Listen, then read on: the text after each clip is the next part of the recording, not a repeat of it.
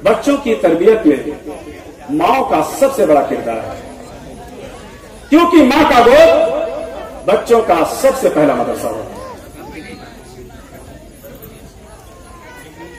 माएं जिस अंदाज में अपने बच्चों को तरबियत देती हैं, उसी अंदाज में बच्चा परवान चाहता है।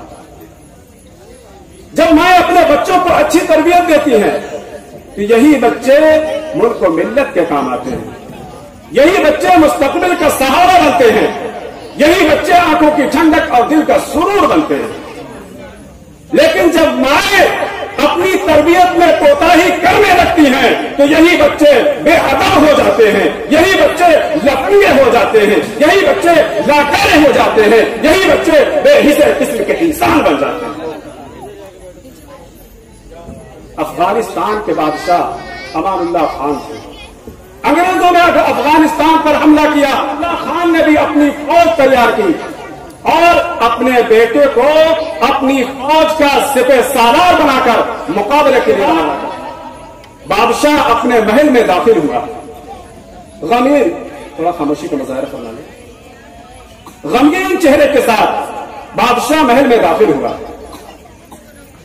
मलिका ने पूछा, उस शहजादे की मां ने पूछा, बादशाह की बीवी ने पूछा, बादशाह क्या बात है, आप बहुत गमगीन चेहरे के साथ नजर आ रहे हैं? फरमाया कि मैदान जंग से खबर आई है कि आपका बेटा मैदान छोड़कर भाग गया और अफगानी फौज हार रही है। मां ने फौरन जवाब दिया कि बादशाह सलामत, यह खबर बिल्कुल झूठी है। अब बादशाह दूसरी खबर का इंतजार करने लगा। थोड़ी देर के बाद फिर खबर आई कि बादशाह डटकर अंग्रेजों का मुकाबला कर रहा है और अफगानी फौज आगे बढ़ रही है। मां ने फौरन जवाब दिया, बादशाह सलामत, यह खबर बिल्कुल सच्ची है। अब बादशाह ने शहजादे की मां से पूछा कि पहली खबर झूठी थी, तुम्हें कैसे मालूम? अब उस मां ने जवाब दिया, बादशाह सलामत, जब से मेरा ये बेटा मेरे पेट में हमल करार पाया, मैंने हराम का कोई लुकमा अपने मुंह में नहीं लिया, मैंने कोई गलत बात अपनी जबान से नहीं निकाली, मैंने कभी झूठ नहीं बोला, मैंने कभी गीबत नहीं की, मैंने कभी किसी के लिए बुग़्ज़ व हसद अपने दिल में नहीं रखा। और जब मेरा ये बच्चा पैदा हो गया तो मैंने बावजू होकर कुरान की तिलावत कर करके मैंने इसको दूध पिलाया। मैंने औलिया किराम के वाक़यात सुनाकर इसके दिल को संवारा और बहादुरों के वाक़यात सुनाकर मैंने इसके दिल को मजबूत कर दिया।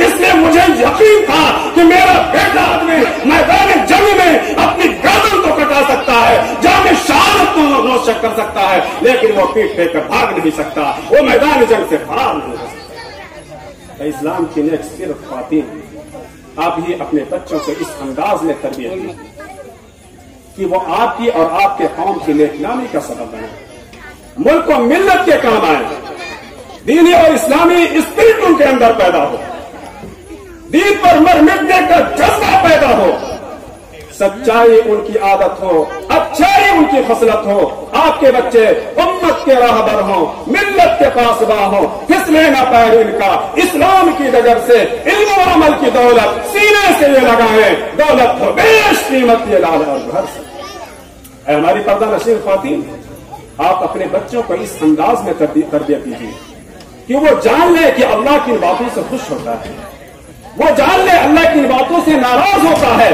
आपका वक्त बच्चों के लिए सबसे पहला मदरसा है। आप उन्हें जिस रुख पर डालना चाहें डाल दें, आप उन्हें जिस सांचे में ढालना चाहें ढाल दें।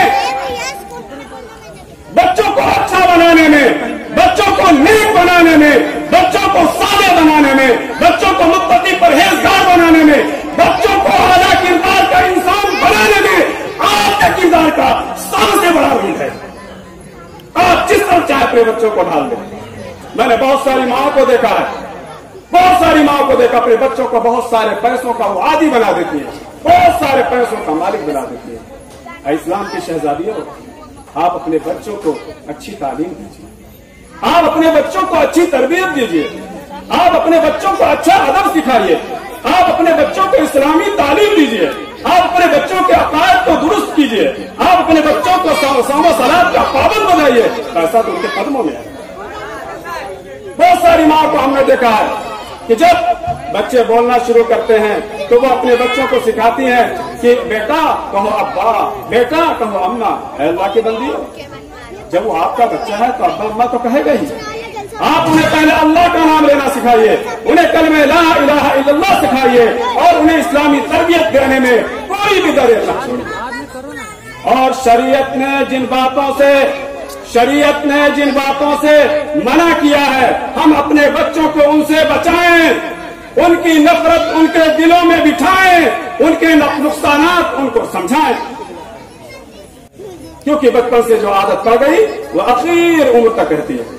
हमारे नबी अलैहिस्सलातु वस्सलाम फरमाते हैं, इस उम्मत के अंदर भी पत्थरों की बारिश का अज़ाब आएगा, इस उम्मत के अंदर भी लोगों के जिंदा धंसा दिए जाने का अज़ाब आएगा, इस उम्मत पर भी लोगों के अज़ाब आएगा कि लोगों के चेहरे बिगाड़ दिए जाएंगे, लोगों के चेहरे सुअर और बंदर हो जाएंगे। साहबा के नाम अर्ज किया, अल्लाह के रसूल ये वक्त कब आएगा?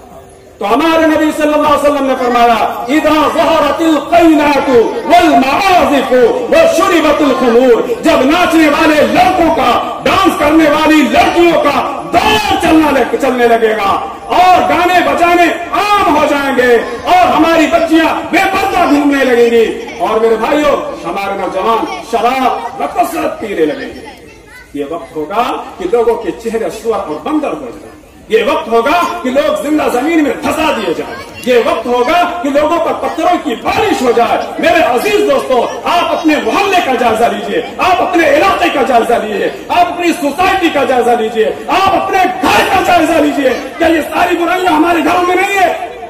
हर घर से नाच गाने की आवाजें आ रही है, हमारे बच्चे, नौजवान बच्चे हुक्काबाजी में पूरी रात मशगूल है। जिनाकारी, बदकारी, फुहाशी, बुरियानी, बदकिरदारी, बदअमाली आम होती जा रही है। इसलिए मेरे अजीज दोस्तों, वक्त बहुत कम है, मैं ज्यादा वक्त आपका लेना नहीं चाहता। बस आखिर में आपसे यही अर्ज करता हूँ कि हमारी औलाद हमारे पास अल्लाह की एक अमानत है। अगर हमने इस अमानत में खयानत की तो कल क़यामत के दिन अल्लाह हमारी गिरफ्त कर लेगा। इसे आप बेदार हो जाएं, आगाह हो जाएं। कल वो वक्त आए कि आपके बच्चे आपके साथ बदतमीजी करें, आपके बच्चे आपको मारें, आपके बच्चे आपको गाली दें, उनकी तरबियत में लग जाइए ताकि आपकी जिंदगी के वो ऐसा फूल साबित हो जिसकी खुशबू आप मरने के बाद भी लेते रहें, क्योंकि हमारे बच्चे जो है ये हमारी आखिरत की कामयाबी का एक बेहतरीन जरिया है। अल्लाह हम सबको कहने सुनने से ज्यादा अमल की तौफीक अता फरमाए। व आखिर दावाना अनिल हम्दुलिल्लाहि रब्बिल आलमीन। आप हज़रात